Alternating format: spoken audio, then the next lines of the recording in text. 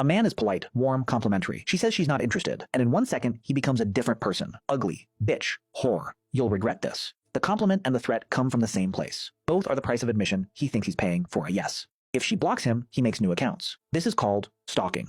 In the United States, about 1 in 3 women will be stalked in her lifetime. That's from the CDC's National Intimate Partner and Sexual Violence Survey. The vast majority of stalkers are men they know. Usually men they rejected. If she moved on, he escalates. He shows up at her work. He tells her friends lies about her. He threatens to release private photos. He may leak them. This is called coercive control, a term coined by sociologist Evan Stark. It's not one act. It's a pattern of surveillance, isolation, and intimidation designed to punish her for leaving. And if she still doesn't come back, in some cases, he kills her. The United Nations Office on Drugs and Crime tracks this globally. In 2022, they estimated that 133 women and girls were killed every day by a partner or family member. About 1 every 11 minutes. Femicide isn't rare. It's one of the leading causes of death for women aged 15 to 44. And in more than half of those cases, the killer is the man she said no to. December 6, 1989. A man walks into the École Polytechnique in Montreal with a rifle. He separates the men from the women. He tells the women he is fighting feminism. He kills 14 women. His suicide note names women who rejected him. May 23, 2014. Isla Vista, California. Elliot Rodger. 6 killed, 14 wounded. He uploads a YouTube video the day of. The title is Retribution. He says the word punishment 7 times. April 23, 2018. Toronto. Alec Manassian drives a rental van down Yonge Street. 10 killed.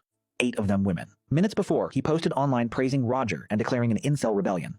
Criminologist Neil Websdale, who has studied hundreds of familicides and femicides, calls this the announcement. These men almost always tell someone. A note, a post, a threat to a coworker, a promise to the woman herself. The warnings are almost always there. What's missing is someone taking them seriously. Here's the part every safety expert wants people to hear. The most dangerous moment in an abusive relationship is not while she's in it. It's when she tries to leave. Legal scholar Martha Mahoney gave this a name in 1991. Separation assault. The specific violence a man commits at the moment his control over her is slipping.